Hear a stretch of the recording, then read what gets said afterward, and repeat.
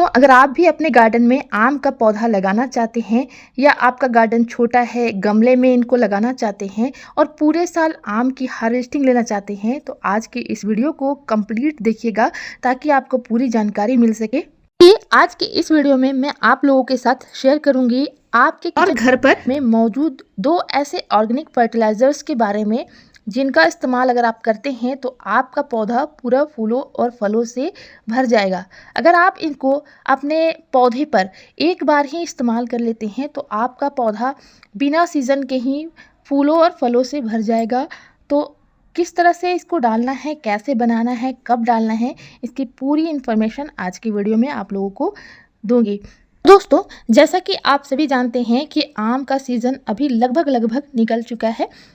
Market में भी आपको बहुत कम आम दिख रहे होंगे, लेकिन यहाँ पर आप देख सकते हो जैसे कि मैं यहाँ पे आम की हार्वेस्टिंग जब करूँगी तो फिर दूसरी फ्रूटिंग भी इसमें स्टार्ट हो जाएगी और अभी मेरा पूरा पौधा आम के फलों से लदा हुआ है। पूरा ही प्लांट आम से भरा हुआ है, गुच्छों में आम आ रहे हैं। यहाँ पर आप देखिए दूसरी वाली वेराइटी है, इसमें पूरे गुच्छों में आम आते हैं। अगर आप आम का पौधा लगाना चाहते हैं और साल भर फ्रूटिंग लेना चाहते हैं, गमले में लगाना चाहते हैं, तो थाई ऑल टाइम मैंगो की वैरायटी को ज़रूर लगाएं। ऐसे ऑनलाइन ग्राफ्टेड प्लांट आपको मिल जाएंगे, लेकिन अगर आप नर्सरी में जाते हैं तो परचेज करते समय ये ध्यान रखें कि ग्राफ्टेड पार्ट किस तरह का है। बी ग्राफ्टेड की हुई जो आम की वैरायटी होती है वो बहुत अच्छी होती है। जैसा कि यहाँ पर आप देख रहे हो मेरा जो प्लांट है बी ग्राफ्टेड होता है, तो बहुत ही अच्छे से फ्रूटिंग इसमें होती है। और साइड वाली जो ग्राफ्टिंग होती है वो कम से कम 3 साल पुरानी होनी चाहिए, तभी उस पौधे को आप खरीदें। और छोटे पौधे को आप अगर खरीदते हैं तो आपको ये समझ में नहीं आएगा कि ग्राफ्टिंग किस तरह की।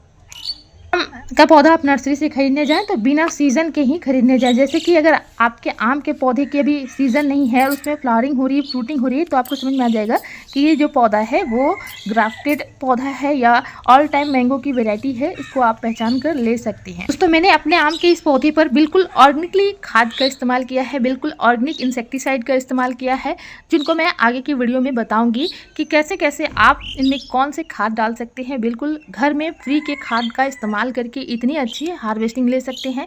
बिल्कुल आप यकीन मानो कि मैंने किसी भी तरह का कोई केमिकल खाद का इस्तेमाल नहीं किया है, ना ही महंगे बाज़ारों से खाद खरीद कर अपने पौधे पर डाले हैं।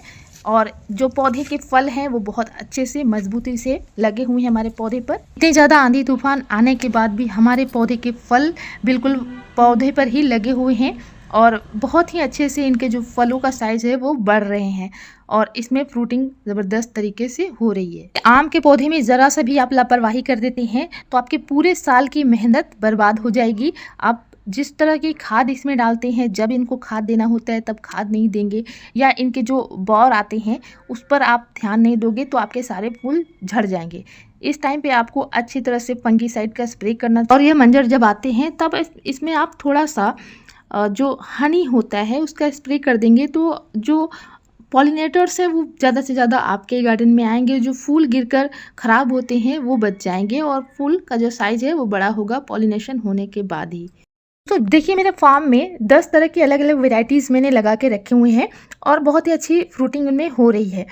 अगर आम के पौधे में से ज़्यादा फ्रूटिंग पाना चाहते हैं तो पौधे को घना करना चाहिए। बरसात में या फरवरी आने से पहले आप इनकी प्रूनिंग ज़रूर कर लें। प्रूनिंग और कटिंग करने से ज़्यादा ब्रांचेस निकलती हैं, जैसा कि आप मेरे प्लांट में देख सकते हो।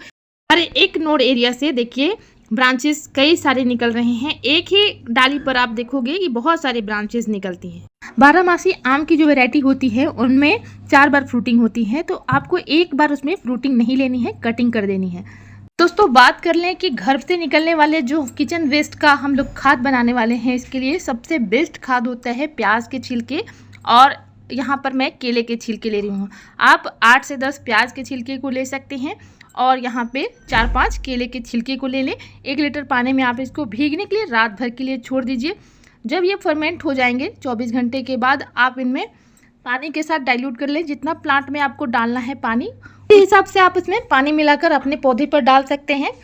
इसके साथ साथ मैंने गुड़ भी इसमें मिलाया हुआ था, 100 ग्राम के करीब आप इसमें गुड़ डाल सकते हैं। इसके बेनिफिट मैं बता देती हूँ। प्याज के जो छिलके होते हैं उसमें बहुत तरह के पोषक तत्व पाए जाते हैं और हम प्याज के छिलके को बेकार समझकर फेंक देते हैं, लेकिन इसमें हाई लेवल का पोटेशियम होता है, और इसमें सोडियम आयरन भी होता है, साथ ही सल्फर भी बहुत अच्छी मात्रा में होते हैं। गुड़ में जिंक, पोटेशियम, सोडियम, आयरन बहुत ही ज़्यादा मात्रा में होते हैं, जो हमारे प्लांट की ओवरऑल ग्रोथ के लिए बहुत ही अच्छा होता है और इनके फ्लावरिंग फ्रूटिंग को भी ग्रोथ करता है, प्रमोट करता है। साथ ही जो फल छोटे रह जाते हैं उनको तेज़ी से बढ़ाता है। तो इस तरह से आपको अपने जो भी आम के पौधे हैं उस पर अच्छी तरह से गुड़ाई कर लेने हैं। जो भी खरपतवार है, वीड्स वगैरह है, उनको हटा लेने हैं और ये गड्ढा बनाकर आपको लिक्विड फर्टिलाइज़र को प्लांट की ग्रोथ के हिसाब से डाल देना है। 4 से 5 लीटर ये लिक्विड फर्टिलाइज़र अगर आप डाल देते हैं अपने प्लांट पर तो बहुत ही शानदार ग्रोथ होगी आपके प्लांट में। आपका प्लांट पूरा फूलों और फलों से भर जाएगा। इस तरह के ऑर्गेनिक और लिक्विड फर्टिलाइज़र का इस्तेमाल साल में 1 बार या 2 बार आप कर देते हैं तो आपके प्लांट में ज़बरदस्त तरीके से फ्रूटिंग होगी, जैसा कि आप मेरे प्लांट पर देख रहे हो। और इसके गमले की मिट्टी में नमी बना के रखें गर्मियों के टाइम में। सर्दियों में कम पानी भी देते हैं तो भी अच्छा रहता है। आपके प्लांट में बहुत ज़्यादा पानी की ज़रूरत नहीं होती है, लेकिन गर्मियों में आपके गमले की मिट्टी सूखी हुई दिखे तो तुरंत आप इसमें पानी दीजिए, वरना आपका प्लांट पूरी तरह से ख़राब भी हो सकता है। और प्लांट के टाइम टू टाइम देखभाल करते रहें। प्लांट में किसी भी तरह का फंगस वगैरह लगता है तो स्प्रे वगैरह भी आपको करते रहना चाहिए। प्लांट को काली मिट्टी में लगाना चाहिए। जब भी आप गमले में लगाते हो तो इसको बालुई मिट्टी में ना लगाएं। जब तो प्लांट को लगाने के लिए आपको काली मिट्टी लेनी है और 20% इसमें आप वर्मी कंपोस्ट या गोबर की सड़ी हुई खाद लेकर अपने गमले को फिल कर लें और गमले में इनको लगा सकते हैं। जो छोटी वेराइटी होती हैं, छोटे में फ्रूटिंग करने वाले वेराइटीज़ होते हैं, उनको आप गमलों में भी ग्रो कर सकते हैं और अपने छत पर भी आम की हार्वेस्टिंग ले सकते हैं। और दोस्तों, इस प्लांट को अच्छी धूप मिलनी चाहिए, फुल डे की सनलाइट इसमें मिलनी चाहिए, मतलब कि पूरे दिन की इसको अच्छी धूप मिलती है तो ये प्लांट अच्छे से फलता फूलता है। और जहाँ पे इसे अच्छी धूप मिले उसी जगह पे आप इसको लगा के ग्रो कीजिए। दोस्तों, आम के पौधे के पत्तों पर बहुत जल्दी फंगस का अटैक देखने को मिलता है। इस तरह से आपके पौधे पर अगर फंगस देखने को मिल रहे हैं तो आप इसमें फंगीसाइड का स्प्रे कर सकते हैं या नीम ऑयल का स्प्रे रेगुलर बेसिस पे करते रहिए जब तक कि आपका प्लांट हेल्दी ना हो जाए, क्योंकि ये पूरे प्लांट को ही ख़राब कर सकते हैं। या इस ब्रांच को कट करके हटा देंगे तो आपका न्यू ब्रांच भी निकल जाएगा। तो इसके लिए कोई भी सिस्टमेटिक फंगीसाइड को आपको इसमें स्प्रे कर देना है, या फिर आप इसमें नीम ऑयल का स्प्रे कर सकते हैं। 2 लीटर पानी में आप 5 ml नीम ऑयल का स्प्रे कर सकते हैं। अपने प्लांट की जो भी पत्तियाँ इन्फेक्टेड पार्ट है उस पर इस तरह से स्प्रे कर देते हैं तो आपके प्लांट बहुत ही जल्दी हेल्दी हो जाएंगे और न्यू लीव्स भी इनमें आने लगेंगे। आपका प्लांट हेल्दी होता है तो उसमें ज़्यादा से ज़्यादा फ्रूटिंग होती है। जब हमारे प्लांट में ग्रोथ अच्छी होती है तो हमारा प्लांट हेल्दी होता है। दोस्तों, आप बीज से कभी पौधा को खरीदें ना। बीज से तो हमारे घर पर ही पौधे तैयार हो जाते हैं। बीज से उगाए हुए पौधे कभी कभी हमारे नर्सरी वाले हमें थमा देते हैं, लेकिन हम उनको पहचान कर खरीद सकते हैं। ग्राफ्टेड प्लांट या एयर लेयरिंग वाले प्लांट होते हैं, उनको ही आप खरीदें। तो दोस्तों, आम के अलावा भी हमने ढेर सारे फ्रूटिंग प्लांट्स अपने गार्डन में लगाए हैं जो मैं अपने वीडियोज़ में शेयर करती रहती हूँ। अगर इनके बारे में भी जानकारी अगर आपको अच्छी लगती है तो कमेंट ज़रूर कीजिएगा। और अगर ये वीडियो आपके लिए यूज़फुल हुई हो तो वीडियो को एक लाइक ज़रूर कीजिएगा, हाइप भी कर सकते हो, ताकि हमें ही ऐसे ही वीडियोज़ बनाने का मोटिवेशन मिलते रहे। उम्मीद करती हूँ कि आम का पौधा उगाने के बारे में ये जानकारी आपको अच्छी लगी हो। मिलते हैं गार्डनिंग से रिलेटेड ऐसी वीडियो में, तब तक के लिए bye, take care, keep gardening and happy gardening.